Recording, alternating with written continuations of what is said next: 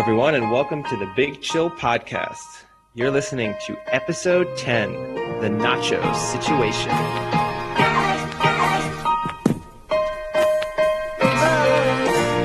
Good evening, boys. Let's get right into it for today, and I guess start with the big news story, not even just sports story of the day, and that's the Milwaukee Bucks boycotting their playoff game last night in response to the shooting of Jacob Blake. And that kind of resulted in all of the rest of the NBA games being postponed, WNBA games being postponed, Major League Baseball games being postponed. Osaka dropped out of the tennis tournament, and now even hockey today has postponed their games. So let's kind of get right into it. I guess just discuss what we kind of want to get off our chests and see what everyone has to say. So let's start with Eddie. Yeah, it's been an interesting one. In many ways, I guess I'll start off by just saying, obviously, kind of appalled by, when you watch the videos of the Blake shooting and all the other shootings that have happened in recent weeks and months and years. The more and more you see of them and the clearer the footage is, it's just awful. And so there's, that's kind of the starting point in the sense that you can understand the reaction from everyone in Wisconsin and in the community and everyone in the US and all of the players. I 100% understand why they are so appalled and so desperate to see change. At the same time, I give the players a lot of credit because people have been critical of them for just wearing T-shirts and not really doing anything, and just taking a knee. And I don't mean that in the sense that I've been one of those people, but just in a way of saying, right, this is good. You're making your kind of public stance, but you're not really doing anything about it. And the Bucks players and then all the subsequent players, on other teams and in other sports deserve credit for the fact that they've actually put their livelihoods on the line in a sense to make a political statement. I mean, the Bucks, based on everything that's come out, they made this decision without speaking to anyone. So there was every chance that the NBA could have turned around and kicked them out of the playoffs. They could have just said, well, you forfeited this game, and if you forfeit a game in the playoffs, you're out of the playoffs, so you're gone. There was a possibility that could have happened. So they deserve credit for that for sure. Yeah, I mean, I agree. I really respect what they did. I thought it was very strong statement for them to kind of make the decision without even bothering to check and see, what the repercussions would be. I give them a lot of credit and a lot of respect for that. And I think you can clearly see that it was well respected, amongst the US, where as soon as that happened, you got all the other leagues like the MLB, some of the teams chose to protest their game and not play. Osaka had dropped out, but now apparently she's back in the tournament. But she had kind of done a similar thing. And, even to see a league like the NHL, which I think initially last night and this morning, they were kind of just going to pull a moment of silence or respect or something on the big screen. They kind of came together and said, let's also postpone our games. I think it just speaks to how strong of a statement that was, and that it, what they were trying to do at least succeeded so far in bringing attention to the situation and having other people kind of make a response and other leagues make a response. So in that regard, it definitely brought it to the center of attention. I mean, I turned on the TV this morning and everyone was talking about it, whether it was ESPN or Fox Sports or just, NBC, CBS, everyone was talking about it. So yeah, it's been all over the news here. It's been a leading story abroad. So in that sense, it's definitely, if the goal is to start a conversation and bring attention to things as a first step towards real change, then in the very least, you have to say it was successful in that respect.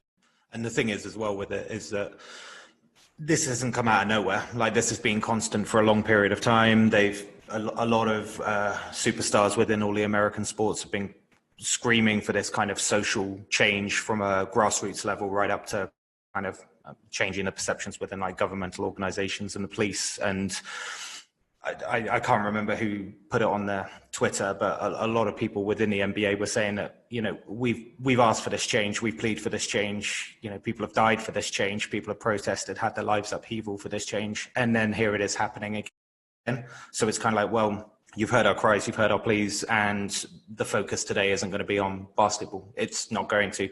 So I think the knock-on effect is kind of fantastic in a way. It's great to see people kind of unifying behind what was Milwaukee's kind of first move. And it's just shame and pretty much tragedy why it has to come to the point where sports teams do have to walk out like this.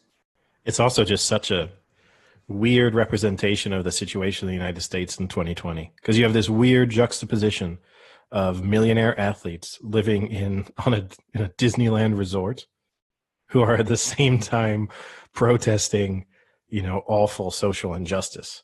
And you're kind of getting to see maybe the image of America on one hand and the reality on the other. And that's kind of a weird combination to try and process. And I mean, look, it's a shame that athletes have been put in a situation where, in a way that obviously there's been criticisms leveled on them in the past that it's not their place. They need to shut up and dribble or shut up and play. But the reality is that no one else is really doing anything, sort of substantive. And so it's got to the point where we're relying on athletes or celebrities to actually make statements on social injustice. And to me, that's the most damning indictment of the situation that the U.S. and the world overall in a lot of different ways is in. Yeah, and I think, especially given the circumstances we're in, it makes it even, I think, a more dramatic statement, because right now, I mean, I can attest to this. I mean, one of the main things I have to look forward to right now is going home and knowing that sports is on TV, right? I mean, I've watched more hockey playoffs this year than I probably did in the past 3 years combined. And I watched a decent amount of hockey playoffs the last 3 years, but now I'm watching like every game. I'm even watching NBA games, Still not helping your picks, but. No, and we can get into that a little later, of course. But yeah, we can. I mean, a lot of people, this is like the one outlet they have right now. They can't go out, they can't do things, they can't see a lot of their friends, but at least sports are on, right? That's and so that gives them even more of a platform to, have this and say, like, everyone needs to stop what they're doing, not just think everything's okay and put on your sports, but, take a moment and like open your eyes, see what's going on. And I think it's definitely worked so far. And the interesting part is a lot of criticism, I think, would come from people saying, oh, well, you know what? They have guaranteed contracts. What does it matter if they miss the game? It doesn't matter. But most of them were ready to just forfeit the season. And if they forfeit the season, then they're losing salary. They're losing a proportion, and they're potentially affecting their salaries in the next few years, because that would cripple the NBA. I mean, you would lose a ton of money if they just stopped the playoffs. So, I mean, the fact that they were that willing to go that far, and I think as of now, they've voted to resume the playoffs. But that could always change. But there were teams in that vote that voted to not resume the playoffs. So, they were ready to go that step and sacrifice their money and their lifestyles, for getting the message out there. And I think that, you can't discredit them or knock them for that. Yeah, I mean, the only criticism I have of it, and it's not a criticism of this specific action, it's just in the context of what happened basically a year ago now almost, which was when Daryl Morey, the GM of the Rockets, came out and spoke out against the Chinese government's actions in Hong Kong and in support of the anti-government protests in Hong Kong. And the NBA punished him, and a number of high-profile executives and players, including LeBron James, came out and were critical of him, basically telling him to shut up and do his job, and that he was misinformed and didn't know enough about the situation to comment, and that it wasn't his place to comment. My only criticism of them is you can't have it both ways, in the sense that, I'm all in favor of them making political statements and protesting, and I think this is a total act for good, but they can't just pick and choose when it, and also I understand the fact that a certain cause is going to speak to you more than other causes. And in this case, it's a cause that really touches, where people are from. It's, they're virtually all American. So these are, communities in which they will have grown up. So it's different than picturing the situation in Hong Kong, but there needs to be some consistency there, in the sense that you can't just, you're afraid of losing Chinese dollars, so you're not going to say anything about that. But in this instance, you think it's right. It is your kind of responsibility to speak up. That would be my only slight criticism of them. Did the guy have any connections with the kind of Hong Kong situation? Was there any sort of personal connections or anything? Not really. I mean, I guess at most you could say that the Rockets have had one of the most the most high profile Chinese player ever in the NBA. So have quite close ties to China. So, and Daryl Morey is also a very intelligent person. He came into the sport in this kind of unusual way of, I think he's like a maths wizard. I think he went to Harvard or something and then kind of went from investment banking or something like that into the baseball and then into NBA executive role, sort of front office role. But I think he doesn't have a way. It's not like he can say, "Oh, I have relatives from Hong Kong, or I lived in Hong Kong, so this is an issue that is close to my heart." But he saw injustice somewhere in the world and felt that he wanted to use his platform to speak about it. Whether you think he's right or wrong in what his opinion is, to tell him to look, this isn't your role. You are a GM of a basketball team. Shut up and do your job. Those players will be incredibly offended if, and I'm sure, look, there's reactions going on all around the U.S. and elsewhere of people telling them to shut up and do your job, that they don't want to hear from millionaire players who like never graduated from college telling them, everything that's wrong with society and how we can fix it. And there just has to be some consistency there. That's my only takeaway from it. And I don't mean that in the sense of, well, because they were critical of Daryl Morey, they shouldn't have done this. That's not my point. It's just I hope that the next time a Daryl Morey-like situation comes around, that they can think, even if this issue isn't personal to me, and even if I don't want to comment, this person should be allowed to do so. I guess one of the stories that kind of gets pushed into the back burner with all of this that was going on was the report from the Washington Redskins, which is also a not so great look and situation for a sports team. I don't know if you guys saw that. The Washington football team. The Washington Peeping Toms, actually, maybe is a more accurate term. So I don't know if Sam knows this, or for those who don't, there's a report that just came out that about 10 years ago, there was a video created during a cheerleading photo shoot where you can obviously understand during a photo shoot, there's going to be a lot of changing going on. And there's always the unwritten rules with photography that, people are going to be naked. Don't take pictures, don't distribute those pictures. But supposedly, and now this is where it gets tricky, is that Dan Snyder, who's the owner of the Washington football team, says that he has no knowledge of this and didn't even know the video existed. But supposedly he was the one who requested or received a video that was made by executives of the team of basically them filming during the changes and the bikini slips and things like that. And they put together a video and gave it to him for him. And now he's denying all of this. And it's just, the Washington football team is on a very, very downward spiral right now. So that was, and I think they might actually be lucky right now, because this is kind of pushed to the side, where this would be a huge story had it not been for the Milwaukee Bucks. Oh yeah, they're definitely doing a good job. If they did decide when they were going to release this, if they had some control of it, they're doing a good job of burying it in a news cycle. I mean, the difficult part about it, and I'm not doubting it in any way, but Dan Snyder's reputation is so bad that I think you could almost say anything about him, and I would kind of slightly believe it. I wouldn't rule it out. And so this story, as pathetic as the whole sort of, I mean, not to downplay this kind of how hurtful or damaging it would be, or upsetting to the people involved, but it's just pathetic. And you have to wonder, why would you want to see it in the first place? That I don't get. That's the mind-blowing aspect of it. How exciting would it be to see a bunch of cheerleaders changing? I mean, especially when you're a billionaire. It just doesn't make any sense to me. Well, Eddie, what's the benefit of going to a low-end massage parlor to get happy endings on videotape and then not getting the tape released? Maybe it's an NFL owner thing. Maybe it's a requirement. Maybe that's why they rejected Trump all those years ago when he tried to buy the Bills. They were like, no, your sexual misconduct is not on. Is it high enough? It's not on a level. And he was like, oh, I'll show you guys. I gotta up it. You guys are gonna regret this one. I'm the best that never was.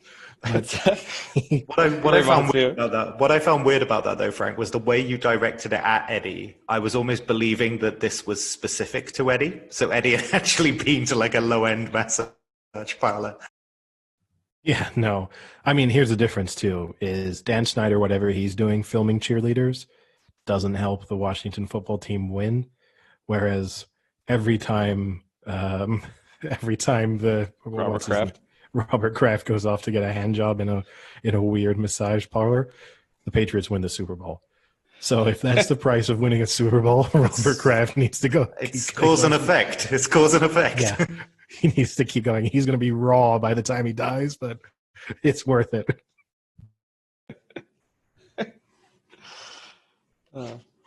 Yeah, so that was, I guess, one of the other big news stories right out of there. It's funny that one has not permeated kind of like European news at all. Like I hadn't heard that news. I hadn't seen anything to do with that news. The Washington football team one.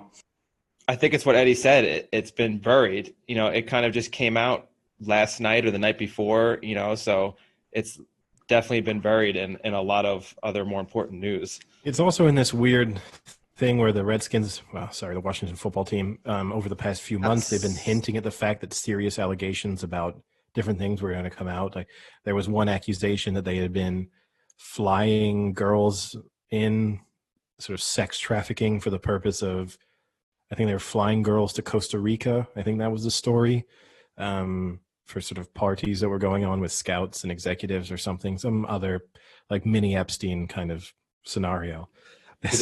Because everyone knows all the talent in the NFL comes out of Costa Rica. Little known fact, Tom Brady, born and raised Costa Rica. Well, you do know that Tom Brady has a house in Costa Rica where he spends the off season. That's a fact. Is it really? Okay. Yeah. Wow, that is a great random Tom Brady spends every off season in Costa Rica. Have you been? Well, I've been, yeah. I was actually one of the trafficked girls. This is it's a little bit upsetting, but I mean, I guess I'll use this podcast as a way to tell my story. But yeah, 15 years ago, life was very different for me. He has a house in Costa Rica? That seems strange to me because isn't Giselle Brazilian? She's Brazilian, right? Yeah. But he's then allowed when he goes to Brazil, he's allowed to own houses elsewhere. Like it can't be Brazil well, or maybe America. He has multiple, but I think if you're going to have a Central South American house, wouldn't it Brazil with her family make more sense? Well, I guess there would be two reasons, maybe three reasons not for that. One, every time he goes to Brazil, an embarrassing video comes out of him of him jiggling at Carnival. So he probably doesn't want that happening anymore. Two, Brazil's not very safe at the moment, so I'm not sure if Tom Brady wants to go and spend his downtime and end up getting shot. And three, I would guess wait. It's not like as if Costa Rica is the most protected and pristine country in the world. Oh, it doesn't have an army. Brazil is much more dangerous than Costa Rica. Without doubt. Raise your hand if you've been to Brazil. R.I.P. to the person who was supposed to be the fourth co-host on this show, but fortunately he made a trip to Brazil a few months ago and he never came back. If only he had gone to Costa Rica, in fairness. I tried to convince him, but he wouldn't. He said, Frank says Brazil is safe. He says it's good to go. He went during the Olympics, and everyone knows that's the most dangerous time to visit a country. So if he survived the Olympics, I'll be fine now. Yeah, the worst thing we got in Brazil was the meat sweats from doing the Brazilian steakhouses. Is that what they call it? How much medication? That's what it started with. How much medication do you have to take to get rid of the meat sweats? Is it an ointment or? It's a lifelong prescription to Preparation H wipes. Oh, okay, that's not so bad. Worth it. They're expensive. They add up. Well, you know what? Let's use this as one of our opportunities. Hey, anyone who out there who makes Preparation H wipes, if you want to sponsor the podcast, we've got one co-host who will give you rave reviews if it works. We'd love it. Actually, it was one of the things when I moved into Arizona, someone told me, I was like, oh, what do I got to know? What do I got to do? And he's like, listen, you're going to be eating Mexican food like 5 times a week now. Invest in a good set of wipes. And that advice has just always stuck in my brain. Good friend. Interesting. That's a real conversation stopper, I've got to say. Yeah, I don't really know where to go from here. It's damaging. Don't flush them down the toilet, though. Let's try and move away from that particular imagery. And I guess speaking of athletes and police brutality, we can talk about an English footballer who's got himself into a little bit of trouble on holiday. That was a Probably should have gone bridge. to Costa Rica. if only Harry Maguire had gone to Costa Rica instead of Greece. I think he said that in his interview as well. He was like, I really regret going to Greece now. I hear Costa Rica is super safe. But the Harry Maguire thing has kind of dominated the headlines over here as well. So can you explain it? Yeah, for anyone who doesn't know, he about a week ago, I think it was, that it happened. He basically got into a legally speaking, an altercation with the Greek police, and then was subsequently arrested and recently had a trial and was given a suspended sentence of, I think it was 21 months. It was just under 2 years. And as a result of that, he's obviously been withdrawn from the England squad as well. But it was kind of interesting. Lots of memes going around about it. But fundamentally, Harry Maguire just did an interview with the BBC today, I think it was, where he actually broke down, and he was basically saying, like, he tried to run away with a handcuff on, and like he got told that he was thrown off the bus and they hit him in the legs and all that. And we were saying just before the call that it's kind of like, well, you must have done something wrong. It's not like the police would just randomly do this and pick you off. They must have done something, because he's refusing to apologize to anyone. He's saying that he's done nothing wrong. And I just find that slightly hard to believe. For me, the thing is, even if you haven't done anything wrong, to not even be able to say, look, I regret the fact that I put myself in a position where this was able to happen. That's the mind-blowing aspect. Even if you say, okay, I wholeheartedly believe that I didn't break the law, that I didn't do anything and I'm being accused of, you would in the very least say, look, as Manchester United captain and as an England player, I should not have put myself in a situation where this could have happened. I should have been more sensible than that. And to throw into the fact, too, it's not just he wasn't the only one who was convicted of it. His brother was also convicted, and one of their sort of childhood friends who was on holiday with them as well, I think. He was also. So it's all three of them have been found guilty. So I'm confused. He was on a bus, and according to him, he gets kicked off the bus, and all three of them get arrested for no apparent reason. So apparently they got kicked off the bus, and apparently the police were unmarked as well. So they weren't wearing police clothing, and they didn't identify themselves as police. And apparently, according to Harry Maguire, they were telling him that his career's over. So obviously what he's saying is he was personally identified as kind of a rich English footballer, and they were going to do something about it. But so he originally was being arrested for something he did on the bus to get kicked off the bus. Yeah, which leads us to the real question: why is Harry Maguire riding a bus?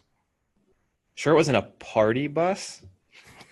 Maybe, but even then, get a private one. It was a group minibus. Maybe it was a private party bus. Was he in an Uber pool? Yeah. He's very responsible with his money. I mean, it's true. It's the things we say all the time about athletes that I don't get. Like when athletes get caught drunk driving or something like that, why are you ever driving? You make $20 million a year. You buy these expensive mansions and all these other things. You can't just invest a little money in an Uber. Well, this is the point. I mean, let alone a personal driver, but something where you're not the one driving. I mean, the best of that was Hugo Lloris, right? Who, not that it's funny that he was so drunk that he couldn't really properly operate his car and was driving himself home because something awful could have happened. And fortunately it didn't. But the fact that he got pulled over by the police and then proceeded to throw up while they were speaking to him, and he threw up just in his car while they were speaking to him. I mean, there must be that must be the moment when you realize there's no way I can save this.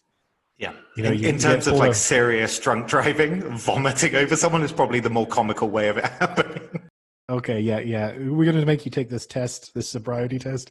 Never mind, we don't need to make you take that test. Waste of a test. Yeah, you have just revealed the recent contents of your stomach all over your passenger seat. But so Frank, he was convicted of 4 things. He was convicted of 4 things. So they were repeated bodily harm. This is my favorite because obviously he's saying he's done nothing wrong. Attempted bribery, violence against public employees, and an insult after arrest. So it's kind of like you've done something wrong at some point during this process. I mean, 2 of them I will let him off for. Because if I were the insult after arrest. insult after arrest. Yeah. If I'm getting arrested and you're just like, oh, you fucking idiot, fine. If that's getting you in trouble, fine. He's a European football player. He's used to that. He gets a yellow card and just screams at the ref for 30 minutes. To fuck off. Exactly. Yeah. Right. So that's the same thing happened. He gets handcuffed. He tells him he's fucking blind. Yeah. He called for VAR. We talk about that bus driver. He didn't do it. You can imagine him just like looking off into the distance and doing the square like kind of VAR decision. Yeah, and then he realized that unfortunately the Greek police were using the same VAR system as the Champions League, and so he was not going to be saved. There was no review. There was no nothing. And I'm assuming the second one you're letting him off, Eddie, is attempted bribery. Yeah, because I think if I were Harry Maguire and I did get arrested, I would definitely say, hey, if I just slid you 10,000 euros, would you let me go? Can you slide someone 10,000 euros? If your hand's big enough. Well, no, it's less to do with the actual size of the hand. It's more to do with the fact that would you just have 10,000 euros on your person? If I were Harry Maguire, 100%. If I'm Harry Maguire, no, that's too traceable. If I'm Harry Maguire and I'm out in Greece, walking around with at least 50,000 in cash on me. Here's the other thing I think that's funny about that. Maybe I'm stereotyping a little bit, but if there were a European country's police force that I feel could be easily bribed, I have to feel that Greece is up there. This is kind of interesting. So off chat, Eddie and I were talking, and we were kind of saying that most European Union police forces, you would have to feel there's a level of respectability, but maybe Greece would be up there for me. If I was going to like pick out the 28 countries, I think Greece would be top 5. My question was more, Harry Maguire said that as he was getting handcuffed, right, that he wasn't sure that they were actual police officers. That was his doubt. And my point was more like, could you imagine getting arrested in the United Kingdom and thinking, I don't think these guys are cops? Like, I can't imagine that scenario playing out. In Greece, I still think I would never really think that, but there might be an element in the back of my mind that thinks these guys are, it's a gang pretending to be in an unmarked police car and I am getting robbed. But what about Brazil? Oh, Brazil, I'm not stopping. Oh, no, I'm not stopping. I just keep going. Costa Rica, I'm just sitting on the beach in paradise, so I've not even seen a police officer. But surely the courts would have verified like these policemen or women's identities. Like that must have been some part of due diligence here on this trial. No, because obviously they are. No, wait, Sam. No, like they are police. Are they real police? We still don't know. Stay tuned. But yeah, that's what I don't get about it. It's like, because he's very adamant and he's saying like, I apologize for putting Man U, the fans, I apologize for putting so many people through this, but I've done nothing wrong. And he even said like, I apologize for putting my family through this. It's like, well, 2 of them are in jail with you for this. It's at some point you must have, because also insult after arrest, getting arrested and feeling aggrieved about it, you would probably swear. So let's just say that's fine. But attempted bribery, if you've done nothing wrong, you can't be offering someone money to stop the situation. That just isn't a good look. Yeah. So I don't get why. I still don't get, has it just not been released yet what he did to start being this whole arrest? I mean, eventually it's got to come out. Right? I haven't seen. I don't know what the legal system is like in Greece as to whether those. I mean, I think the legal system has to say like, this is why we're arresting you. I'm sure they've said you've been arrested. I'm sure they've said. Well, they've said the charges, right? I don't know if the like specific details surrounding what happened on the bus or what happened with the police force. I don't know if those will ever come out. But obviously, the charges are public knowledge and clear. It leads me to the real question of who will have the sort of better PR recovery, Ben Stokes or Harry Maguire when England win the Euros? Let's be honest, Harry Maguire doesn't come out of this in any way decently. Like everyone, he's already been found guilty. So say he lodges the appeal, it's nullified, and then they go to retrial and he's found, he's absconded. Most people are going to be like, well, you did it. It's probably because you have so much money and such a good legal team that you found some sort of loophole or some way of getting yourself off this. Oh, 100%. I'm just going to say, even if Harry Maguire wins his appeal, in my mind, for the rest of my life, I'll think that Harry Maguire got thrown off a bus in Greece and like physically assaulted some police officers. That's just, there's no, it doesn't matter if the Greek authorities come out and say we got this mistaken identity, we got this 100% wrong. I'll just think, well, Harry Maguire, they've pulled some strings here. And I'll probably think that, oh, Manchester United are going to end up playing a preseason friendly against Olympiacos a few years from now. And this is all why. I mean, well, I think the Ben Stokes one also wasn't a little bit of a bigotry issue to it, which makes it a little worse. So maybe you should explain that one as well, because that's actually a pretty interesting story as well. So Ben Stokes was an England cricketer, and he was on a night out with another. Not was. Well, is by the time was still is. He's an England cricketer who, this was what, 4 years ago now, I think, around that, was on a night out with a fellow England cricketer, and late at night was leaving a club, and the original story was that he attacked a couple of guys who he thought were gay or accused of being gay, or at least in the process of attacking them said several homophobic slurs. And then his side of the story was that 2 gay guys were being aggressed, and he came to their defense. And so that's why he got into a fight, was that he was actually trying to help them, and that's what led to the fight.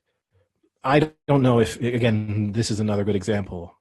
Seemingly, his story seems to be the one that's closer to the truth. Whether or not it's the whole truth is unclear. But based on everything that's sort of come out subsequently, it seems that his portrayal is closer than what the original accusations were. But still, in my mind, I think Ben Stokes is a little bit of a thug. Like I can't shake that, and that's the downside of being a famous person. Is like, once the tar has been poured over you, you're not getting it off. You might scrape a little bit of it off, but it's still there somewhere.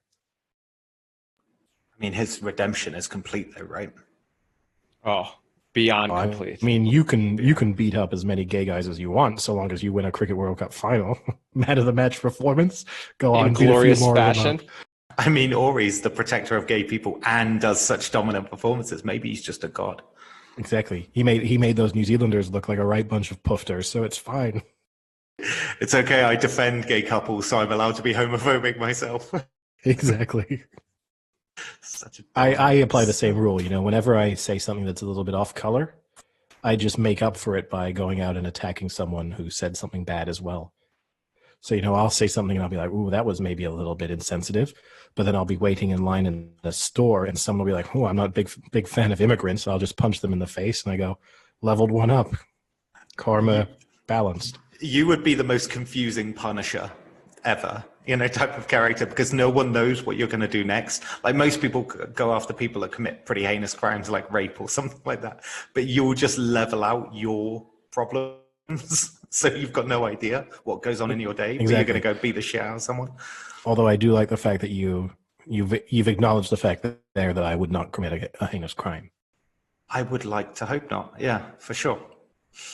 I would like to hope not. What a ringing endorsement of my character.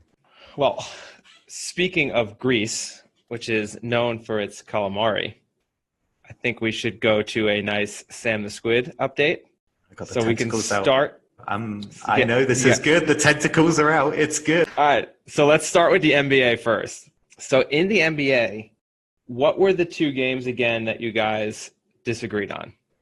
So we disagreed on the Jazz Nuggets series, which the Jazz are currently up 3-2 in. They were up 3-1, and the Nuggets won Game 5. Who took the Jazz? Sam took the Jazz. Sam the Squid took the Jazz. Yeah. And then we also disagreed on the Rockets Thunder series. Okay. And Sam has the Thunder, and that series is tied at 2-2. So right now, Rockets were up 2-0, but have the wheels have come off slightly on the Houston Rockets. So those are the only 2 you guys had separate. So the Heat, the Celtics, and the Raptors all swept. So you guys all got those right. Yeah. The other ones are the Lakers are all in your favor. The Lakers are up 3-1. And Milwaukee's up 3-1. Clippers are up 3-2. Okay. So, but then 3-2 with Porzingis being out, Luka Doncic injured. So realistically, Sam is looking at a very good chance of an 8-for-8. I mean, I also have a chance for an 8-for-8, but I would assume the Jazz Nuggets series it's really hard to call. But it seems like the Nuggets, in order to win, require sort of a superhero effort from both of their superstars. And I don't know if they're going to be able to pull that out of the hat two more games. I mean, how impressive is it that a squid could be going 8 for 8 in round 1 of the NBA playoff predictions?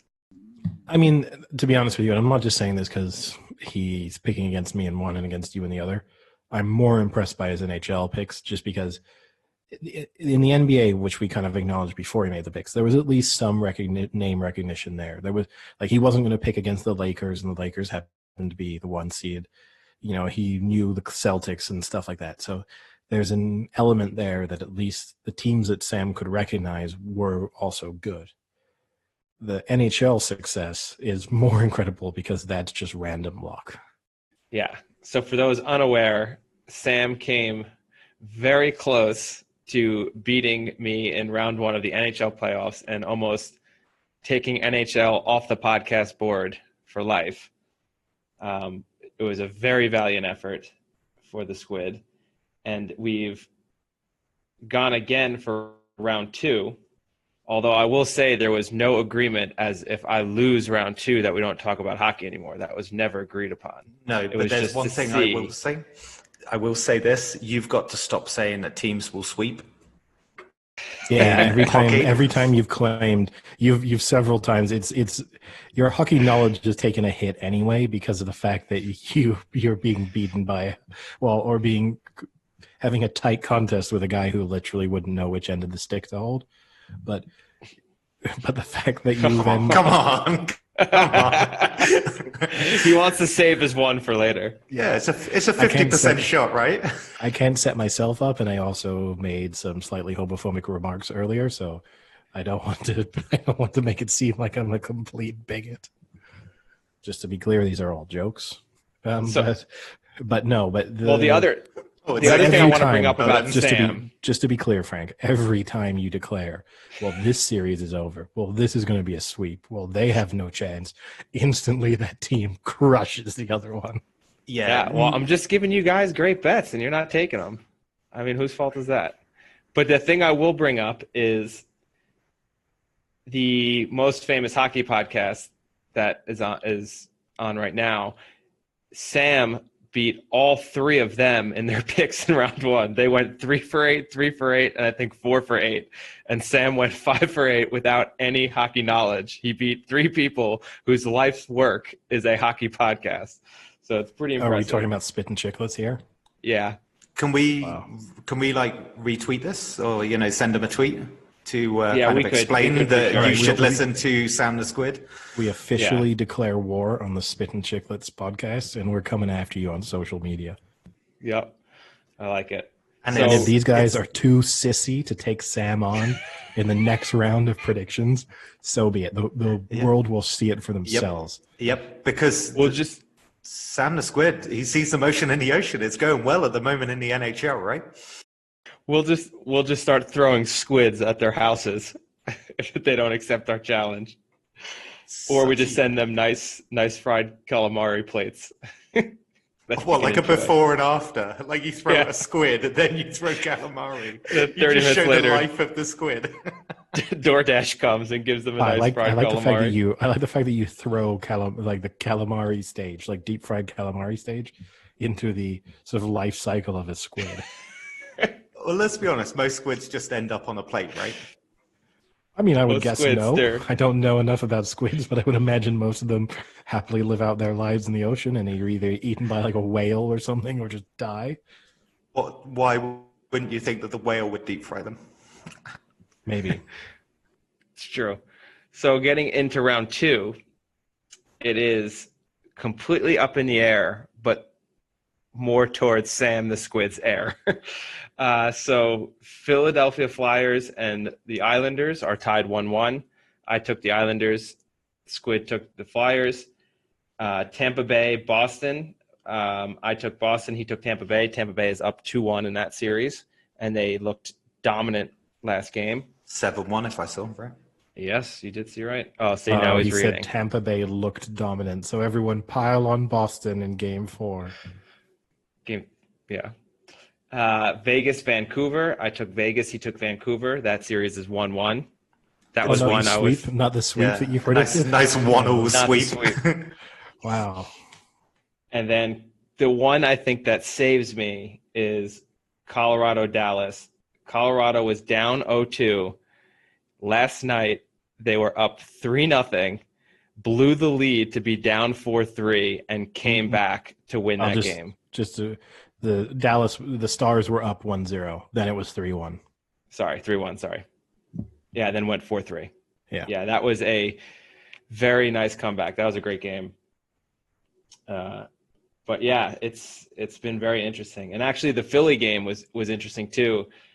We talk a lot about weird rules and everything.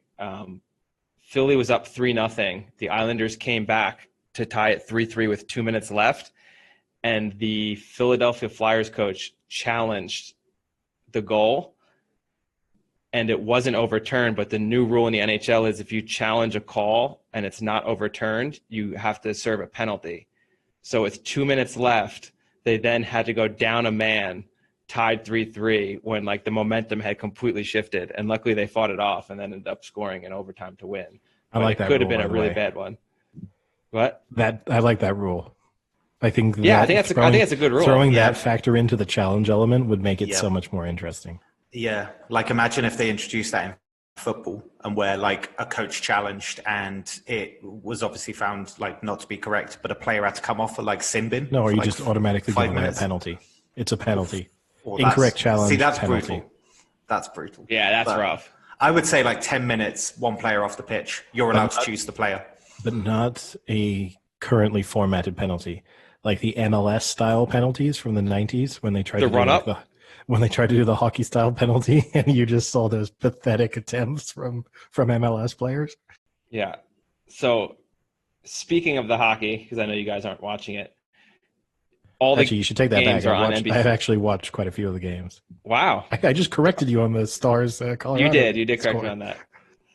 So are you streaming it through like a site, or is it on Sky? I'm streaming it. Okay. So if you're watching through NBC Sports, you see that the Spit and Chicklets guys are on the commercial every other one for their Pink Whitney. Time. The Amsterdam all the commercial. Time. Oh my God. It's relentless. It's every commercial break. It's two commercials they play. They play the New Amsterdam vodka and the iPhone one with the two Vegas Knights players doing like their like on ice antics by taping the camera of their phone to like different like Well, places. Don't worry, that's going to be Sam soon on the ice. Yeah. So we're going to tape it. We're going to tape an iPhone to a squid and throw it on the ice. Exactly. Get the word out. There's a new squid in town. But and actually, speaking of illegal streaming, I saw this week one of the funny fallout stories from the Champions League. Some website, which was bizarre, it was in the UK, I believe, was some illegal website was streaming the Champions League final. Even though BT Sport actually streamed the game for free on their YouTube channel. But a bunch of people still watch this illegal stream that they didn't need to watch. And they, the person streaming it, instead of showing the Champions League final, they showed the Bayern Munich PSG group game from 2016. And over 11,000 people sat through a match from 2016 thinking that it was the current final. Even though there were several players. Yeah. For starters, Neymar wouldn't have been there. Neither of the managers were the same.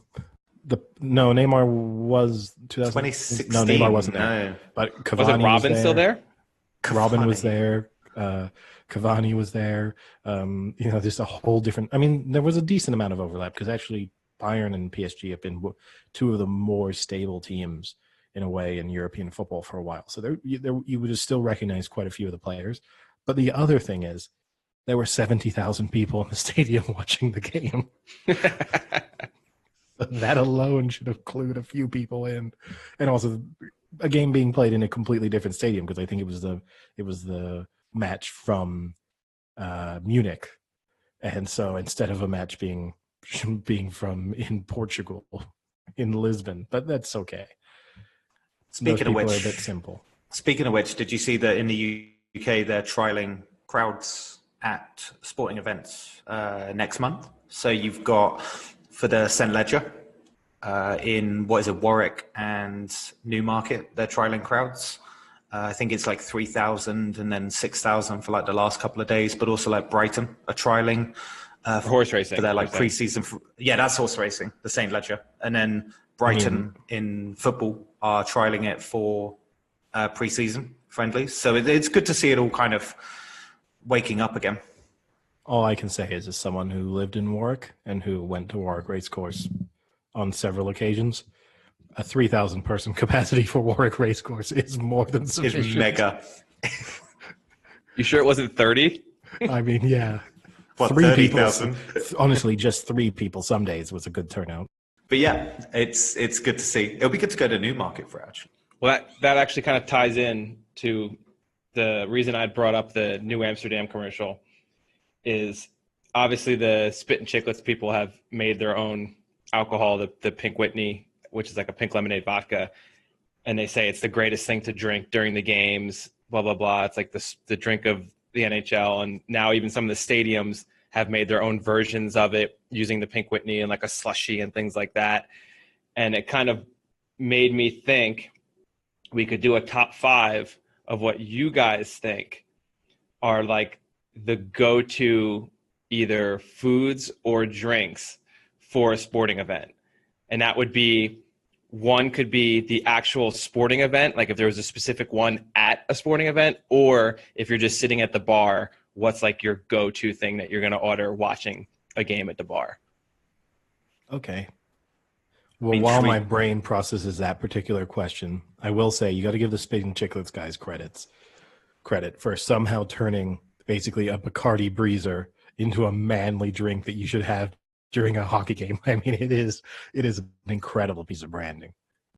Have you had it? Is it any good? I've never had Pink Whitney. I've had it. Yeah, I brought Frank brought it to Paris. And we took pictures of it in the Eiffel Tower, and they were actually put on New Amsterdam. It was pretty cool. But it's vodka that has a taste of pink lemonade in it. It's 70 proof vodka. So you can drink it on the rocks if you want. It's not that great, but if you mix it with soda, with club soda, it's good. It tastes decent. Oh, I remember Bacardi Breezer's been weaker than that though. I was once kicked off of my high school football team for drinking a Bacardi Breezer. Why? Because of the drinking or because it was a Bacardi Breezer? Because of the drinking. We signed a high school sporting you were on contract. Land Rollers? Yeah, no, this is pre-Land Roller days. Maybe me opting to drink a Bacardi Breezer was an indication that the Land Rollers weren't too far off. But we had to sign a contract saying that we wouldn't drink alcohol during the sports seasons, and obviously that rule was regularly broken. And because we go on these weekend-long away trips during the regular season, and we went to a visiting team, and the host. So we'd usually have 2 or 3 of you would stay with one of the host families, one of the opponents that you were playing against, and our host family, the guy took us out to a bar, and we stayed there. We had a curfew of 10 o'clock. We got home by 9:45. I had, I think, 2 Bacardi Breezers, so I was in no way in a state. We then played the next day, won convincingly. Monday morning, turned up to school, and then the head of upper school told us to stay in. Anyone who had been on the trip to stay in the after assembly, and then proceeded to tell us that one girl had gone on the trip and had reported to her family that everyone else had gone out drinking, but that she was good and she hadn't done it. And then her parents had called the school and said, our daughter's just told us that everyone on this trip is out drinking. And so then the school told us, like, look, if she's told us all the names of everyone who is out. So everyone who's on this trip is going to get punished if you were out drinking, but your punishment is going to be less significant if you come forward, and you have until the end of the day today to come forward. So I spoke to the 5 guys who I was out with, and we fell for this thing like hook, line, and sinker. Like it was like making a murderer of a high school interrogations, right? You Spartacused it. Yeah, we were like, well, we're definitely going to get caught. So what we'll do is we'll come forward and confess, but we won't implicate anyone else. We'll just say what we did, and we won't if they ask. So I went into the dean of students' office and I said, look, I was on the trip and I was back by curfew, but I had 2 drinks. I wasn't drunk. And he said, "Okay, well, thank you for coming forward. Will you tell us who else was in the bar?" And I said, "No, I'm not going to do that." He said, "Great, I respect you. I understand why you wouldn't do that." Then he kind of paused for a second. He was like, "But when you were ordering a drink, who else was ordering a drink around you?" I was like, "No, I'm not going to fall for this. I'm not going to tell you who else was in the bar." He's like, yeah, okay, I respect that. While you were in the bar, did anyone else ever buy you a drink? And we went through like 30 minutes of him rephrasing this question. He never, I'll come out and say, he never called me out on that one. I wasn't that stupid. But eventually then they called my parents in. My dad had to come in from work. They didn't tell them what I'd done. They just said that you had to come to the dean of students office because your son was in trouble. So obviously my parents turned up thinking I'd done something awful. And we sat down in the dean of students office, and then they said, well, your son had went out on the Friday night and had some drinks. And they said, like, oh, did he get drunk and like do something bad? They're like, no, he wasn't drunk and he was home by curfew and he didn't do anything. Like his behavior seems to have been exemplary apart from having a drink. And they're like, okay, so what's the problem? And they're like, well, he's not allowed to drink with his contract that he signed. I was like, okay. And then, but he came forward, so he gets a lesser punishment for having come forward. And I was like, well, what's my punishment? And they're like, 1 day suspension from school and you're off the team. And I was like, well, what's this more severe punishment if I hadn't? And they were like, a longer suspension from school. I was like, the only thing I care about in this punishment is the fact that I've been kicked off the team, and I resent them to this day. I can picture your parents when they said that you hadn't really done anything wrong and you just had 2 drinks, home by curfew, we were fine. I can just picture your parents being like, so what the fuck are we doing here? Well, you have to keep in mind, right? I was in the country that I was in at the time when I went on this trip. I was over the age, like I was legally allowed to drink alcohol, so I hadn't broken any laws. So it was, it was kind of a mind blowing thing. And look, I kind of get it, but it was a rough moment in my life, and that sent me on the spiral that led to land rollers. Yeah, I feel like your parents would have been way more disappointed if they got brought in and they were told that you were caught wheeling on land rollers after curfew hours. Yeah, I think they're more disappointed at the kind of life decision or the life like tangent you've gone on now because of the Bacardi Breezes. Oh yeah, and if you want a really sad moment, then and out of spite, the next year I had custom Nike cleats made, and on this side of them I had stitched in Breezer on the side of the cleats. It was like my silent protest to the school. Wow. Yeah, they were bright blue Nike cleats with Breezer written in red on the side of them. What were we talking about again? Did that give you time to think of your top 5? I mean... Yep. I've got I have 2 of my top 5. Actually, I have 3 of my top 5 for at event food. So it was food, but it was also like a place where it's either food or drink that's your go-to, either just in general watching sporting event, like if you're going to the bar, you're going to watch a sporting event, or at a specific sporting event. So for instance, I can give you one of mine is when we go to Royal Ascot. Yeah. I love the pork sandwich that they have. It's like a pulled pork and it's got the cracklings on it, so the fried skin, and it's not my only complaint is it's a European sized sandwich. So I could easily down 3 to 4 of them, but they're about 12 pounds a sandwich. No one downs pork sandwiches. No one downs a sandwich. Well, I can down pork sandwiches. But it's really good. And it just brings back good memories too. Like you can get the smell of the grass and the turf while you're eating it. It's what good. Pork sandwich is this? Yeah, I'm just gonna say I'm not sure. I've had that same sandwich, and I don't know if I've had a smell of grass and turf at the same time. No, when I think about it, I can get that smell of the track. Okay. I get it. One of my top 5. Maybe want to save it for last, but my top 5 would be an Ascot-related food and drink experience. I guess we can go. We could do it now because I'm already thinking about it. We do it because so happy. We might even just go off on a tangent here. Yeah, there's a pub just outside Ascot Racecourse, and I think it's called the Stag. The Stag. And it's a tradition of ours that for the 2 days of Royal Ascot that we go to, we always pop in there after the races for at least one day. And in their beer garden, They have a bar, an outdoor bar that they have, and then they, in addition to that, they start sort of grilling burgers and stuff and selling those. And a burger, I think, is £5 normally, and then they they sometimes have these like other deals. So they had 5 shots of 5 Jaeger bombs, was something weird. It was like £12.50 or something for 5 shots of 5 Jaeger bombs, and it started when one of us went up to order. I think it was like 1 burger and some Jaeger bombs, and it worked out to like £13.38. Some like bizarre outcome that was just not possible. At which point we all just decided to pile into this burger and a Jaeger bomb. It was just amazing watching this guy who didn't have a till or any sort of like calculator. He was just taking everything by hand. I don't even think card was a thing like a few years ago. And you could see like the algorithms in his head trying to understand what was going on. It was so bad that it was almost to the point that the burger and the 5 shots of Jaeger bombs were less than if you just got 5 Jaeger bombs. Yeah. Oh no, it was like somehow it wasn't as if you were getting, like instead of $5 for the burger, you're paying 2. You actually got the burger for free and got a discount on 5 Jaeger bombs, but got it all. It was the greatest deal, and I'll never forget the first person who got it was either you or me, and then we kind of looked at each other, and then whoever was the next one, me or you, then ordered the exact same thing. So it was like right on his mind. And he's just like, oh yeah, whatever the price is, $12.25 or whatever.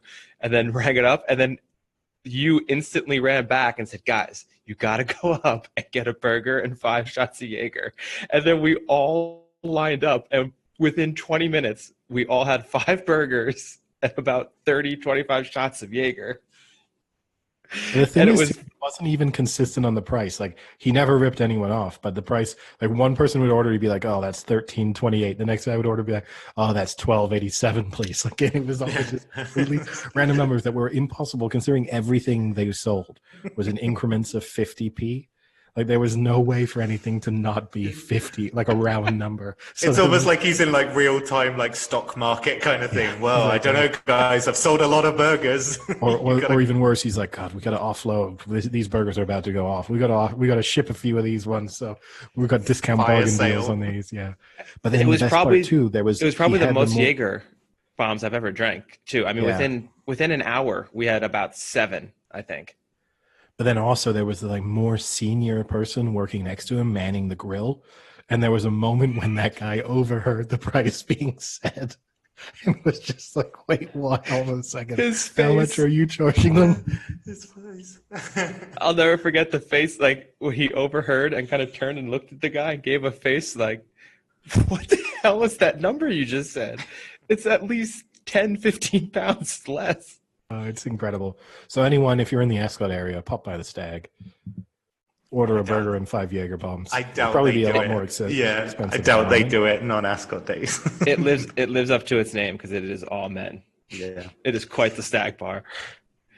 And yeah, no, they definitely don't, because then the last year we went, it was the year, I think the last race, I had one pretty good on the last race, and I was like, oh, I'll get us a bunch of Jaeger bombs. And I asked the guy for a Jaeger bomb special, and he almost refused to even serve me them, let alone give me a special. He's like, I'm not going to do that. And I was like, well, don't give me a special. Can I just have them? No, I don't want to do that. I was like, what? I can't blame them. They clearly have lost significantly from that one year. And then I guess kind of running on the Ascot theme, my second favorite for the sort of UK event related food would be if you're ever attending a match at Twickenham, regardless of what the match it is, be it a rugby match, which would be what you would expect, but even when there's the NFL games at Twickenham and you kind of walk up to the stadium and people in their backyards are cooking or sort of grilling burgers and hot dogs and stuff, and you just buy them on the street. They're not necessarily always the most amazing burgers you ever had, but just the experience of kind of like buying a burger from someone's backyard and then moving on and kind of making your way up to the stadium. It's a nice experience. I'm going to throw my hat in here and say the Big Chill. I mean, so for me specifically, it relates to when I'm just about to get on a Eurostar to Paris for the Super Bowl. It's always like, this is the start of my like 4-day weekender where, go to Paris, kind of tear the place apart, watch the Super Bowl. But always in a Big Chill, always have the burger that they do there.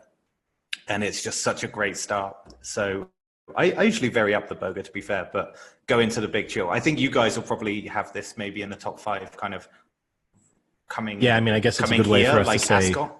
I guess it's a way for us to say that's kind of our origin story in terms of our name, right? Yeah. Which is that traditionally in every trip that we take to England, like which usually happens obviously at least once for Royal Ascot every year, but also a few others for different sporting events and stuff, we always meet at the Big Chill pub or bar, whatever term it goes by, near St. Pancras. I know it's part of a chain, but there is one not far from the station, and we go there every time. And so that is the origin of our name, because it's where we often meet up and have discussions. But it is definitely, I know if I'm going to the Big Chill that a good sporting event is probably not far off. Yeah, for sure. I think for me, it's like Sam said, we usually go that first day we get there. So it's like the initiation of the start of Royal Ascot, or if we're doing, the last time we went was for we saw the Spurs and some other, what else did we go there for? We saw Spurs Southampton. Yeah. In the Premier League. We also did it for that. It's just like a good way to get it started. Good pub, good food, good beer on tap. That always has a good memory for me. I think incredible for me, atmosphere. Yeah, incredible until they go into a nightclub. I'll also say too that Sunday before Royal Ascot often coincides with like the U.S. Open is often, in golf is often finishing up, and there's like a few decent horse races in France or something that Sunday before, and also every 2 years we either have the Euros or the World Cup going on, so you usually have a packed Sunday when we're there in sport, and then the anticipation of a good event coming up. So it's always good. Year. Yeah, for me too. I think definitely tailgating at the Giant games. I had been going to Giant games since I was 3-4 years old, tailgating with my parents. And my parents are part of this huge tailgate where it's anywhere from, on an off day when the Giants are super non-competitive, so like the past 4 years, of about 40 people, to on big days, it can be anywhere from like 80 to 100 people at this tailgate. And it's usually about 8 grills long. So there's tons and tons of food, and some of the food like pork roll and cheese in the mornings. Pork roll is basically like a mix between bacon and ham, kind of really, really good. There's like garlic steak on baguettes. My dad will do these crazy, like high-end dishes, like filet mignon. We usually have lobster, clams, all this crazy stuff. So that's definitely one, I think. Other than that, I think if I'm at a bar, my go-to is always nachos. A good plate of nachos. And that's, I guess, the risk is if you get a shitty plate of nachos, it is so disappointing. Whereas wings, you can get shitty wings and they're still wings, but you get shitty nachos and it just puts a damper on the day. Yeah, but I mean, when you're in the situation when it's someone who's literally just like microwaved some cheese over some tortilla chips, and then like lumped some like guacamole, like store-bought guacamole on top of them, and some store-bought salsa. 8-day-old meat. Yeah, it's a pretty bad experience. Yeah, and it's also just disappointing because you're right. You like anticipate like, oh, I'm going to a bar, nachos are going to be my order. Yeah, and I want like layers on those nachos. I want like the pile of nachos with those layers of cheese and things, not just one crappy top layer of cheese. Well, my bare minimum is that I shouldn't be able to make better nachos easily at home. Yeah, that's the thing. And that's what wings have going for them, right? Is I don't make wings at home. So even when they're crappy wings, it's at least like, well, I wanted wings and I got wings. True. But when you have, not that I regularly make nachos at home, but I know that I could go to a store and in 3 minutes buy the things I need, come home, microwave it, and they'll be shitty nachos, but sometimes they're better than what I would get in a bar because I at least bothered to layer it and like at least chose some decent ingredients to get involved in it. So now, are you guys a fan of like cheese sauce nachos or melted cheese nachos? I would always do cheese sauce if that's going, because to me that means that's an indication typically that the nachos themselves are going to be that one step up at a bare minimum. Cheese sauce is your step up of a higher class nacho. Yeah, I mean, I'm not talking Michelin starred here, right? I'm not like, well, as long as you can pour cheese sauce on it, it's classy. Michelin star nachos. I saw Gordon Ramsay make some the other day. Looks delicious. But no, to me, once you've gone, because that means they're not just like nuking it in a microwave. There's at least some effort going into it. So to me, when I see the cheese sauce option, that means that a little bit more thought is being put into the nachos that they're going to send out to you. And it also gives you the advantage that it seeps through. So even if they haven't, like they're not layered it, but the fact that it will run all through the nachos means that you don't just have a bunch of cheese right on top. That's a great point. So there's a bar here that I go to normally to watch most of the sporting events because they have tons of TVs, so you can watch multiple things at once. And they do pork belly nachos, which pork belly on the nacho is great, but then they do the cheese sauce, so you get a good hefty portion of cheese and pork belly. This is nice. When you visit in October, Sam, I'll take you to a place here that does good cheese sauce nachos. Yeah. What I hate is when the tortillas are stale and there's no real like crisp to them or anything, and you can just feel that all they've done is just heat up something out of a bag that's been like left open for like 2 days, and it's absolutely vile. It's so bad.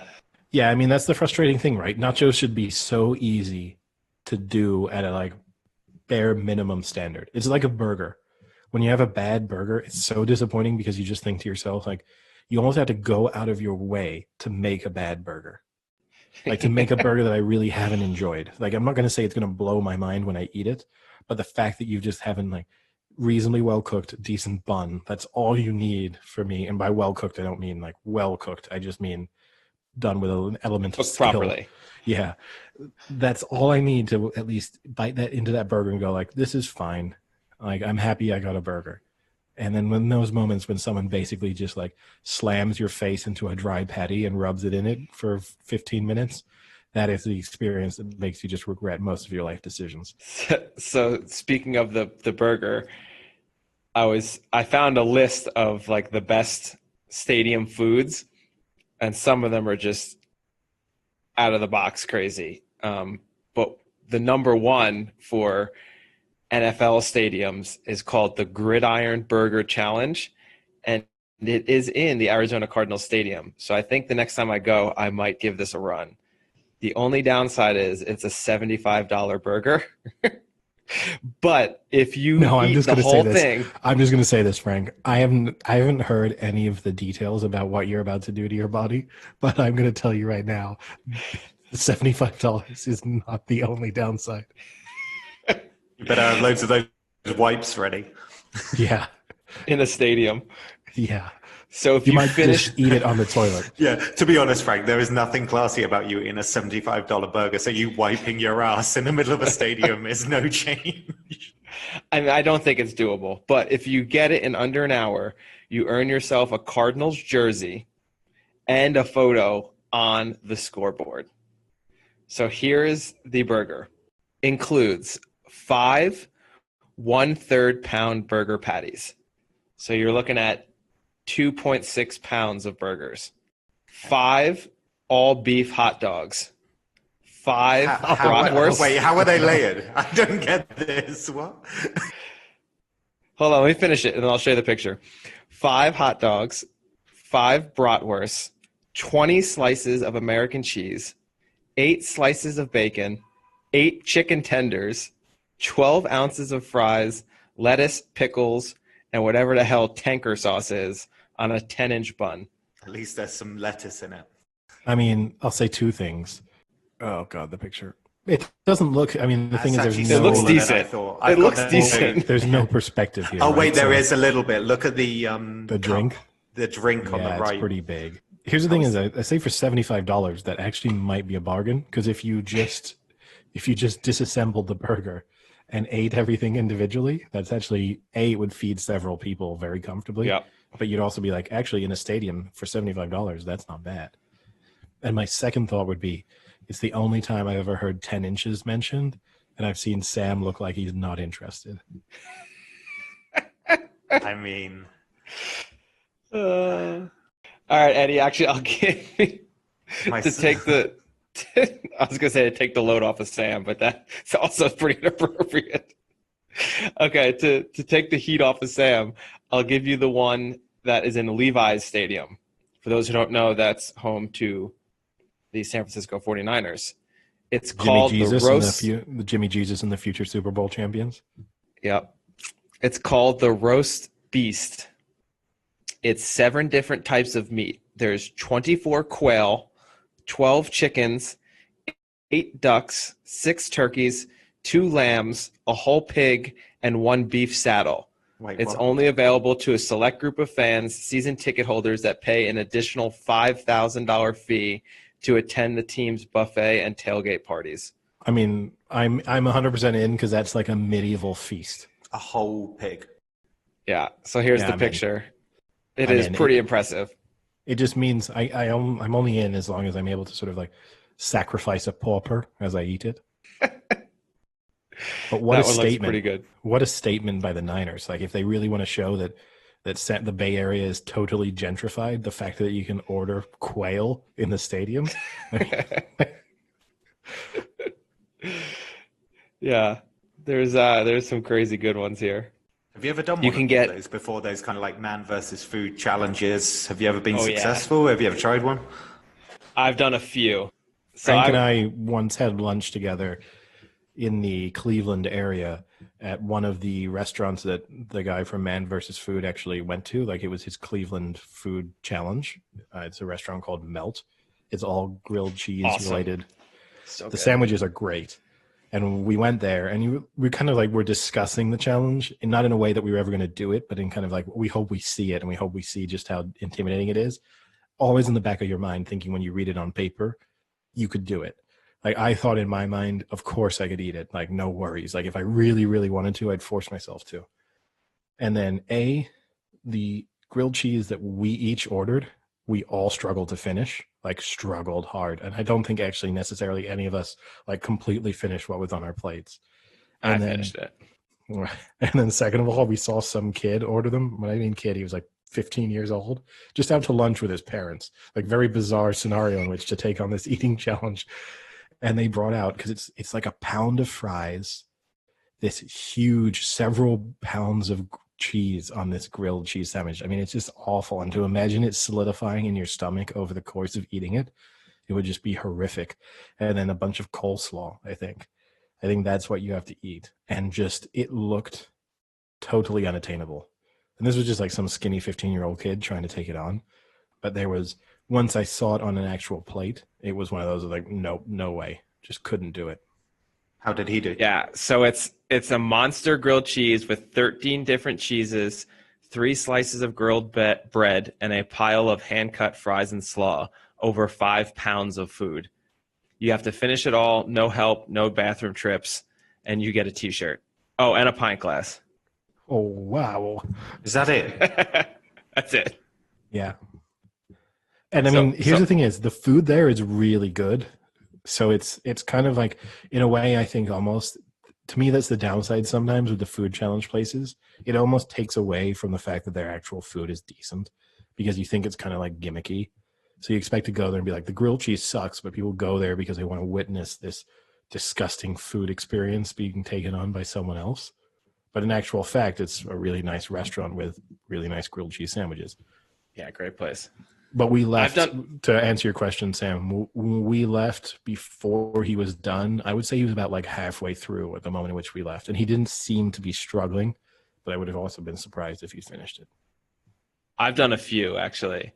So there was a bar in, I guess, like an hour outside of State College, where Penn State is. And it was called Denny's Beer Barrel Pub. And they're always on TV. They've made like a 50-pound hamburger before, but their challenges are like a 2-pound burger, a 3-pound burger, a 5, a 10, blah, blah, blah. So 2 is like the starting.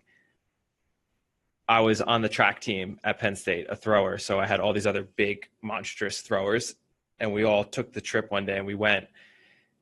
Out of the 6 of us throwers, only 2 people finished the 2-pound challenge. I didn't finish it. I had about maybe like a fifth of it left. One guy finished it so quickly and then ordered fried ice cream afterwards. He was so not satisfied. The best part of the story, though, there was one kid who went, and he's not even like the biggest of eaters. Like I didn't expect him to be able to do it. So they bring it to you, and it has just like a stick in the middle, and it has pickle spears on the top. And depending on how many pounds it is how many pickle spears they have. So it's 2 pounds. They have 2 pickles.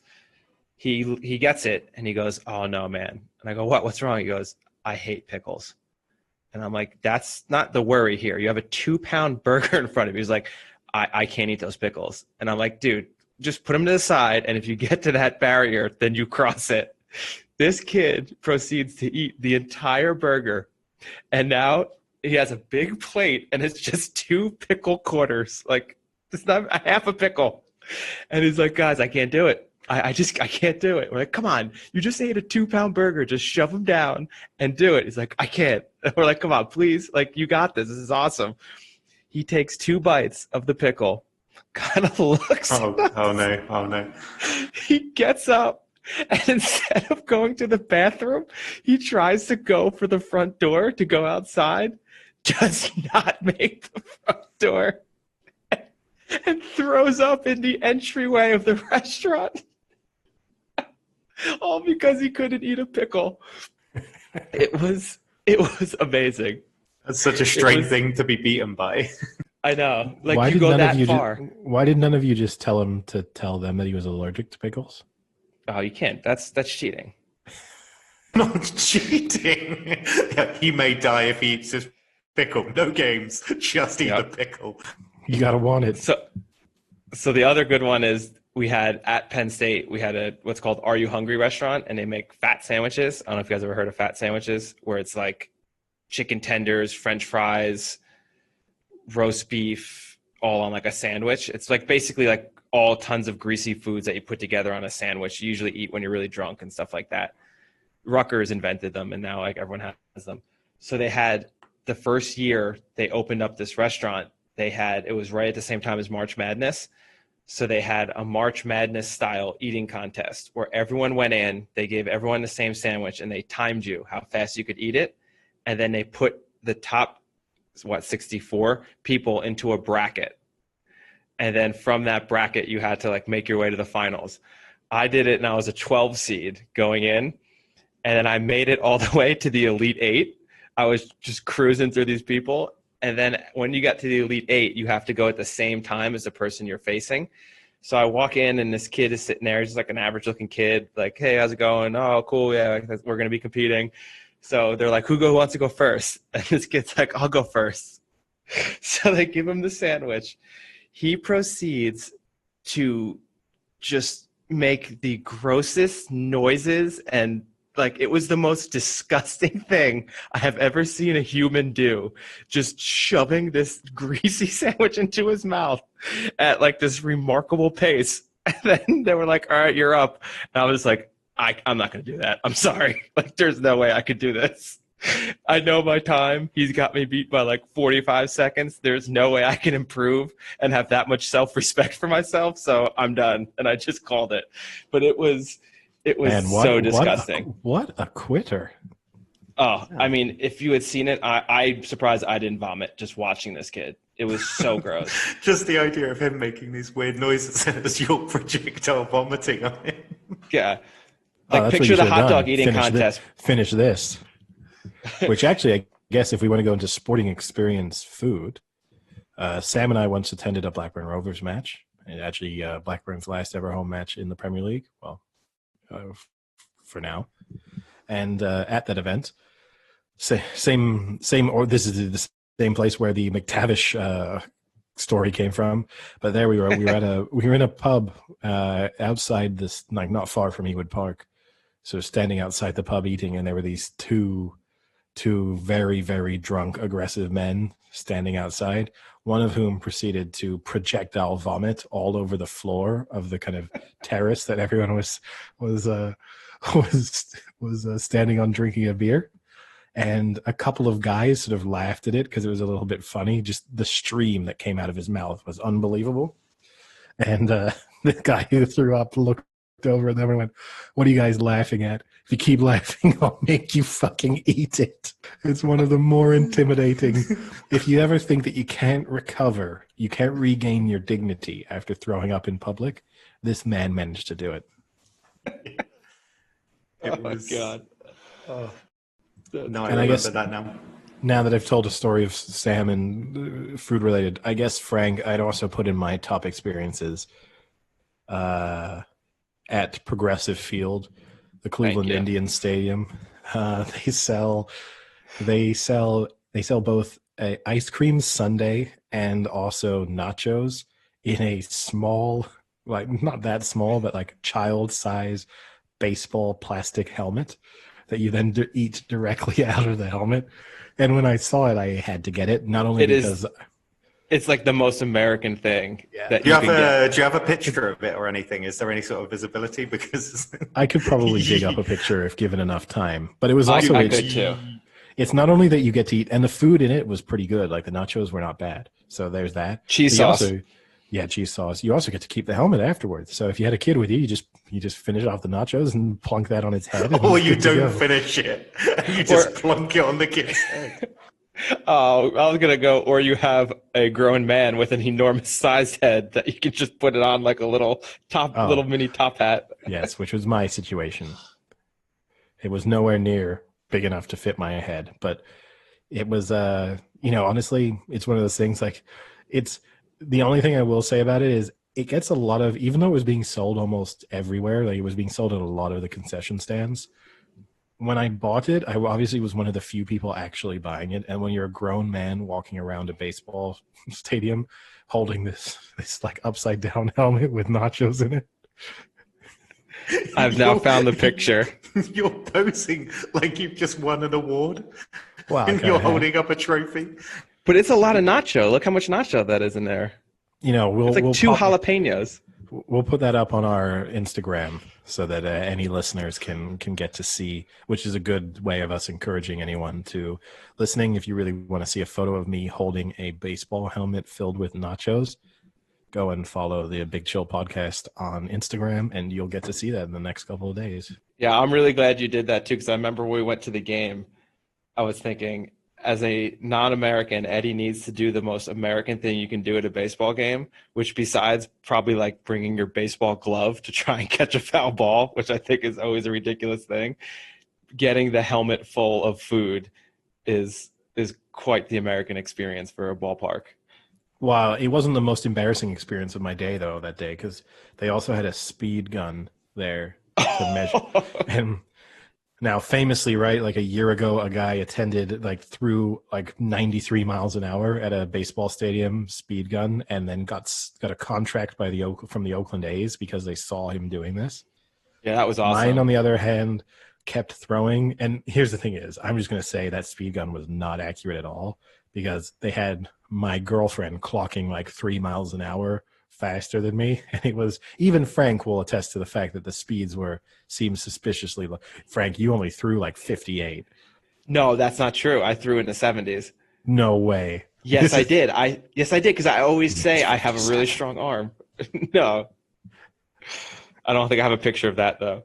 No, you don't. It's hard to have a picture of something you make up. Because then you tried to cricket throw it as well. You tried to like almost bowl it, and that didn't work so well either. Yeah, well, tell you what, we'll head back to Progressive Field, and I will destroy that speed gun. We'll see. All right. So any other food-related topics? No food-related ones, but I guess if we're talking about, cheesy nachos, they can get a little bit messy. So maybe we should talk about the fact that Lionel Messi has asked to leave Barcelona. And how is it? You see, you guys have made fun of my segues before, but that was as smooth as it could possibly get. Compared to the risky one at the start of this segue into Harry Maguire, this one's more impressive. Yes, more Barcelona isn't quite the Messi situation. Messi has seemingly asked to leave Barcelona, and there are rumors that his dad is in the UK at the moment trying to negotiate a deal, probably with Manchester United, but possibly with Manchester City. Supposedly, wait. Did you say his dad? His dad, yeah. Is his dad his agent? I don't know if he's officially his agent, but he's his representative, sort of. He makes decisions. It's one of those weird situations because I think it's like Tevez as well. Like his dad got involved with Goa Korbachan or whatever he's called, the agent. Like it seems to be like a South American thing where like fathers represent, or maybe even Neymar, I think. His dad was the guy. His dad was the guy who was supposed to be paying the taxes. Put it that way. But and also supposedly Messi called Guardiola a couple of weeks ago to speak about the possibility of leaving Barcelona, and I guess discuss whether or not Manchester City would be interested in him. Which to me, there's no point. We're not going to break any news right on whether he's leaving. Still, when you look at the betting, odds are that he's staying. Barcelona, being at Barcelona next season, is still a slight favorite. Manchester United seems to be the next most likely destination. So I guess my question for you two would be, if you were in charge of a team, assuming Messi, and we'll just take for granted that Messi is interested, if you're, say you're PSG, City, or United, whoever you are, would you sign him? 33 years old, going to cost a lot of money, going to be on a lot of money. I mean, I know there's a possibility that he's going to buy himself out of his contract. I think that's part of the way it might come about, but still you're going to pay him a lot of money. Yeah, I think it's also like the merchandising and stuff that goes with it. I read something interesting about his contract though, because apparently Messi activated a clause in his contract that says that at the end of each season he can leave for free, pending that he does it within a certain time period before the season starts or after the season ends. So Barcelona are claiming that he's too late. So he would have to sell for a transfer fee. Now, if that is the case, and I've seen figures around like 170 million or 150 million, I wouldn't sign him. Because you're paying, 150 million, then you need to fork up, 600K a week? 700K a week? I can't see it. I did see, though, the idea of Juventus going for him, because then maybe for one season they would have Messi and Ronaldo playing with each other. And you can just imagine shirt sales, interest in those two. Like Juventus would make a killing, probably to the point where just in commercial deals and sponsorship alone, they would make a good, tidy amount of money on it. So that's an interesting one, is Juventus. But I think if it's for free, yes, you do sign him. Absolutely, hands down. Really? So if you're Solskjaer and you think you can get Messi on a free, you take him? Yep, I do. See, Go ahead, Frank, sorry. I was going to say, I think the other thing with Sam saying, I mean, no matter how much you're paying for him, just the sheer amount you would get in kit sales. I mean, as soon as he goes to another team, everyone is going to buy the new Messi kit, like without a doubt. I mean, look at when Ronaldo went to Juventus. Everyone bought his jersey. Do you know what I mean? So that supposedly Juventus made back the money they spent on Ronaldo. Yeah. I believe it.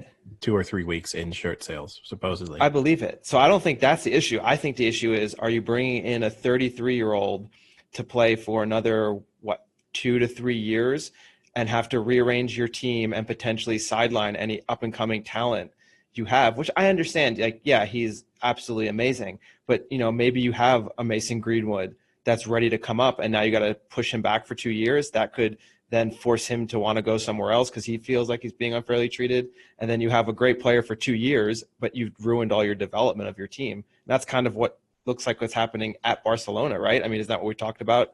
That, they're having issues now because they're trying to revolve around a 33-year-old instead of making the team the best young team they can.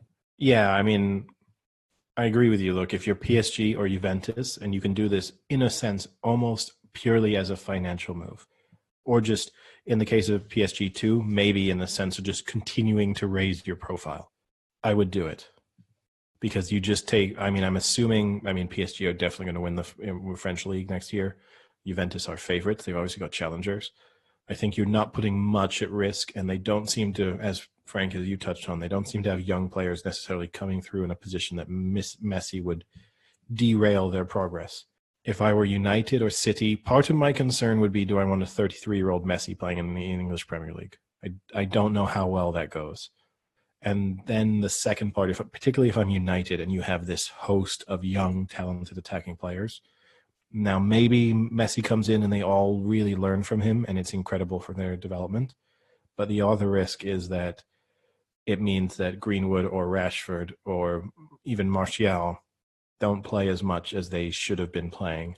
And their career basically gets, from a United perspective at least, ruined for the sake of having Messi for 2 seasons. Yeah, I think for me, I think City seems like the more obvious fit than United, because I think United are on an upward curve right now with some of the younger talent they have, and maybe they can kind of keep building them and growing them in-house, versus I feel like City, that's a place where you can kind of just take him, plop him in for 2 years, let him do his thing, 2-3 years, whatever, and then take him back out. And You're forgetting about Phil Foden, though, right? Guardiola Phil Foden hails him as the most talented player he's ever coached. And he's waiting in the wings there at Manchester City to have his chance to sort of start pulling the strings in midfield. And if you bring Messi in, not that they're necessarily, you can't, and it's not impossible to play them in the same side or that they're competing for identical positions. But it would probably be hard to have a Premier League team that has De Bruyne, Phil Foden, and Messi all playing at the same time. You're going to lack a little bit of defensive work going on there in central midfield. Didn't Juventus suffer a bit because they had like Dybala up front, and now all of a sudden he's become a bit of a pariah since they signed Ronaldo, and they had some changes because they, well, in a way, shoehorned Ronaldo into their team. And I think with Messi, you do put him in the team. I will say this though: if Man City do sign Messi and Guardiola doesn't win the Champions League next season, I honestly say Guardiola gets fired. I don't think he would get fired because I think he would just leave. It would be one or the other. It would be either like, this is your gamble, we're going to pay for it. You've got one shot. He's got a 1-year contract for $700K or whatever it is. The team revolves around him for a year because. Let me spin it then too, right? Here's the other option. Here's the other way I'll put it. If you're Messi, do you do it? Because right now, Messi, I think most people probably in the Messi versus Ronaldo debate, most people probably choose Messi as the better true footballer. Maybe that Ronaldo has worked harder to drag his talents to a level, sort of, surpass what was the expectations of how good he could be and maintain that, and he's also gone to different clubs and played very drastically different roles at almost each one of those clubs. So there's that argument about the work ethic and the adaptability of Ronaldo being far higher. But in terms of pure footballing ability, most people say, well, Messi's the better footballer. But the one doubt that a lot of people have always said is, yeah, but if he went to England, he'd just be kicked off the park. And he wouldn't be able to do it. If you're Messi, do you run the risk of going to the Premier League? And he's not going to be a flop, right? But maybe being a little bit exposed, particularly at the age of 33. And then having all those people say, look, we were always right. He's not as good as you all thought he was. He just gets to play against these Spanish teams that back off him and give him 2 miles of space when he's on the ball. So, of course, he looks good. It's the classic, can he do it on a cold Tuesday night in Stoke, right? That classic saying. And my favorite. It's brilliant. But so many players have been defined by that problem. It's like, it's all well and good doing it in continental Europe where the tempo is a lot slower. But if you're going to have someone steaming at you like someone like Lionel Messi, where truth be told, he's just not going to have the ability to run at defenses the way he does in Spain. I take the point, but I would still do it. I still think you're intact. I still think whatever you do is intact. And if you perform anywhere near the level that you have in La Liga, that you do in the Premier League, I think if anything, it's enhanced.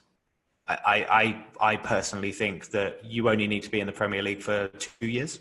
And then you could go to Argentina or China or the MLS or wherever it needs to be, because that's another interesting thing. The reason he might go to Man City is because then he would immediately go to New York. I don't know what they call it, like a sister club. So basically, the Frank Lampard retirement method. Yes, and that would be, for me, if I was Lionel Messi, I'd think that's the best option, because I might get a 2-year contract in the Premier League. If it doesn't work out, I get 2 years in the MLS. So I'm guaranteeing as a 33-year-old 4 more years of football. And I think that's probably, I can only personally see, I think the Juventus is more of a gimmicky thing, but I can only see him going to Man City. But I do think, if I was Messi, I would make that move. But I do think that if Man City do make that or take that plunge, so many things would change if it didn't work out. And then I'll change it. And one final question, I guess, about it. End of the transfer window. Where do you think he'll be playing? Barcelona. I'm gonna. Can I say not Barcelona? Yeah, that's fine. I'm gonna say not Barcelona. I feel like it's pretty. And if it's not Barcelona, where do you think the likely landing? I'm gonna go Man City. Okay, I'm gonna say Barcelona. I think he stays. I just think. So my question: if he gets put into City, what's the lineup look like then? Well, I guess obviously David Silva's gone. I guess this would be the kind of writing on the wall probably for Aguero. Yes, at least as in a starting capacity, right? That he's now a super sub squad player. How they fit that in with their midfield, it's a little bit difficult to balance in a way, because you either have to. I mean, you assume that means that they're going to have to play. I guess they're playing Messi in behind someone, so I guess in behind Gabriel Jesus. And then you have to then also assume that Sterling is out wide with someone else on the other wing. And then Kevin De Bruyne obviously has to play. And then this becomes the issue, that if you're trying to bring Phil Foden through, and if he is as talented as everyone says he is, and as he looks at the times when he has the opportunity to play, there's no spot for Phil Foden. Because unless you were just very confident, it would be very difficult to have the player then playing alongside Kevin De Bruyne be Phil Foden. So it's probably Fernandinho or, one of their other defensive midfield options that they have. So when's the window over? Transfer window? Oh, a while, October 8th or something like that. Oh wow! Yeah, there's a long period of time. But even the Barcelona chairman or owner, I know president, that's the one. He apparently came out today, and a lot of people say when Messi has his differences with the board, they mean him. What's he called, like Bartomeu or something like that? Apparently, he's now come out and said he'll quit if Messi stays. So basically, what he's saying is like the one obstacle he has with the board is me, so I will quit if we can keep him staying.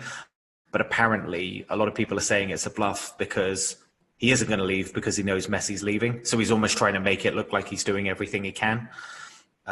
Read into it what you will, but it's interesting that a guy has that much power that the fundamental board will shake themselves up to keep them. Yeah, I think it just comes down to whether he can still transfer for free or not. I mean, I think that's going to be a huge part of this piece. They're saying something like 170 million. I think Barcelona, they would want something similar to the Neymar transfer if a fee is needed. If obviously it works out, I don't know, through court or whatever happens that he can leave for free, then it's just massive wages and agent sign-on fees, etc. And it's going to look great, right, in the context of professional football and, like football clubs having furloughed a lot of employees during the pandemic. It's going to look great for them to go and splash 170 million on Messi plus 500,000 pounds a week in wages or whatever it is he's on. That's going to look great. But you couldn't pay the 12 pounds an hour to the guys who sweep your stadiums up because you're not having matches. All right, boys. So I think that's about well, I would just today. as one final topic, just because we do occasionally touch on cricket slightly. I guess it's just worth acknowledging the fact that Jimmy Anderson took his 600th Test match wicket in the draw with Pakistan, the third Test, meaning that he is the first fast bowler to ever reach the 600 tally, which it's a pretty significant achievement. Not only just to get 600 Test match wickets as a fast bowler, but to play the number of Test matches you need to play as a fast bowler to stay fit for that length of time. That in and of itself is an achievement. Even if you weren't good enough to take the 600, just consistently playing for 15 years is no mean feat. So what's the record for most wickets? Well, Matteo Muratharan has something like 700 and in the upper 700s, I believe. Wow. Yeah, but obviously not a fast bowler. No. And then it's Shane Warne, isn't it, right? And then you would go down to... I mean, the thing that's impressive for Jimmy Anderson as well is that he... to correct it. Matteo Muratharan has 800 Test match wickets. Then next is Shane Warne on 708. Then Anil Kumble on 619. And then James Anderson is now fourth on, well, I think he was already fourth, but he is fourth on 600. Yeah, it's just so impressive because also when he started like bursting onto the scene with the England setup, he was also a massive ODI player as well. So he has been fast bowling constantly in all formats. I don't even think T20 was a thing when he started out. So it's impressive. It might be his final test match, right? Because part of the issue is they don't know when they'll play test match cricket again. Yeah. Because the England players are not sure that over the winter that they'll be touring anywhere. So there's a good possibility that there won't be test match cricket played by England, at least until next spring, in which case I believe Jimmy Anderson's 38 now. So you're talking about him, I guess he'll be 39 or approaching 39. Do you have a 39-year-old playing test match cricket? At what point do you move on? Yeah. I'm in the camp that now is probably the suitable time to move on. But, it's always hard, but I think it's one of those things, the Bill Belichick camp of you'd rather get rid of them 1 year too early than 1 year too late. And Jimmy Anderson, probably time for him to walk away. I think he came out today and said that he would do everything in his power to try and be available for the next Ashes test. But even, obviously what he means is I would love to play and I'd love to keep playing as long as I can. But I guess he's also given... Yeah, he's also given himself that out. 18 months from now, isn't it? That's 18 months from now, yeah, isn't it? I mean, clearly he feels comfortable enough to be like, I can keep bowling. I've got no problem. But simultaneously, when you say, like, I'd love to keep myself available, it's almost like, well, I also appreciate that there are other bowlers that England are going to have to bleed in at some point. And yes. I guess that's how I read that statement, is kind of him saying, I'd love to play. If you want me to play, I'll play. But simultaneously, if you've got other people. It's also, I think, in a way, too, not to make the decision for him, obviously, but the way his career will have ended, which was he obviously had the frustration of the drops in that test match. And he went into the full Jimmy Anderson grumpy mode where he just looked like he wanted to be anywhere other than out bowling. And that transformation from having burst onto the scene as this young, energetic, fast bowler who could just swing the ball a million miles, basically, and had the sort of dyed hair and was, for a moment, sort of considered the David Beckham of cricket in that 2003 World Cup. I think it was 2003 in South Africa. That was kind of the perception at the moment, right? Because that was peak David Beckham, and that was kind of when whoever you were, the sort of up-and-coming young player in any sport was sort of being dubbed. Johnny Wilkinson was kind of the David Beckham of rugby, not because in terms of personality or anything, but just because, David Beckham's good at free kicks and Johnny Wilkinson's good at set pieces. And it was the kind of same idea. And then here was Jimmy Anderson, the David Beckham of cricket. And then as it turned out, he's just a very grumpy man who likes to play cricket and not communicate with people outside of that, really. No, you're right. It was actually during that kind of England phase where all of the sports were about that kind of almost like that pretty boy wag mentality. Like it was Sven-Göran Eriksson's England team where it had all the people. And no, you're absolutely right with that. Although that being said, Jimmy Anderson has a very good podcast. And if he'd like to make an appearance on ours, he's more than welcome to. Tell you what, super quick before we end the podcast, Arsenal and Liverpool Community Shield Sunday. Who are you going with? I would say Liverpool, but it's so hard to tell because you just don't know how seriously either side will take it and whether or not they'll use it. What? Who's playing? Who's going to be playing?